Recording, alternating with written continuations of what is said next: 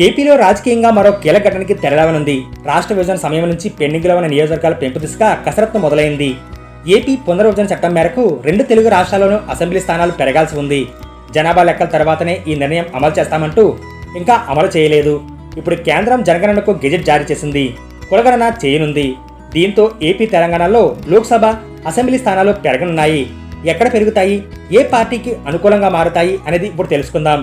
దేశంలో జనగణనపైన కేంద్రం గెజెట్ జారీ చేసింది. జనగణన వచ్చే ఏడాది పూర్తి కానుంది.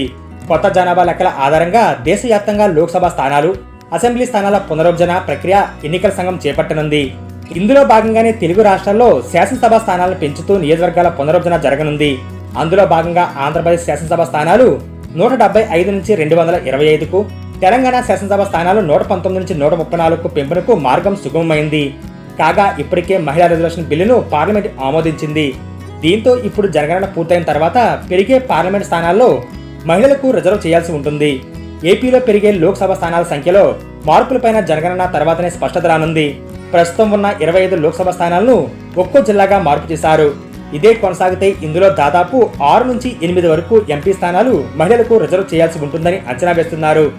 ఇక జనగణనతో పాటుగా కులగణన చేస్తుండటంతో రిజర్వేషన్ స్థానాల్లో మార్పులు ఉండే అవకాశం కనిపిస్తుంది. దీంతో ఎస్సీ, ఎస్టీ రిజర్వ్ స్థానాల సంఖ్య పెరగడం ఖాయమని భావిస్తున్నారు. అదేవిధంగా ప్రస్తుతం ఉన్న ఎస్సీ రిజర్వ్ నియోజకవర్గాల కొన్ని జనరల్ కావడం ఖాయంగా కనిపిస్తుంది. ఇక పార్లమెంట్ కేంద్రంగా అసెంబ్లీ స్థానాలు 2 వరకు పెరిగేలా పునర్విభజన చట్టంలో పేర్కొన్నారు. ప్రస్తుతం ఏపీ రాజకీయాల్లో 3 పార్టీల కూటమి సీట్లకు పెంపు కలిసొచ్చే అంశంగా అధికార పార్టీ నేతలు పేర్కొంటున్నారు.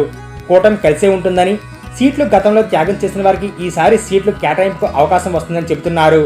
అదేవిధంగా ప్రతిపక్ష వైసీపీ నేతలు సైతం సామాజికంగా బీసీ, ఎస్సీ వర్గాల సంఖ్య పెరగడం ఖాయమని, ఆ తమాషా ప్రకారం సీట్లు కేటాయించాల్సిన అంశం తమకు కలిసి వచ్చేదిగా చెబుతున్నారు. అయితే నియోజకవర్గాల పునరుద్ధరణలో సామాజిక సమీకరణాలు వచ్చే ఎన్నికల్లో సీట్ల కేటాయింపు, గెలుపు అవకాశాలను ప్రభావితం చేయనున్నాయి. 2009లో చోటు చేసుకున్న పునరుద్ధరణ ప్రక్రియ అదే ఏడాది జరిగిన ఎన్నికల గురించి ప్రస్తుతం పార్టీలు గుర్తు చేసుకుంటున్నాయి. దీంతో రాజకీయంగా ఈ నియోజకవర్గాల పునరుద్ధరణ, సీట్ల పెంపు ఏపీ పార్టీల భవిష్యత్తుకు కీలకం కానుంది.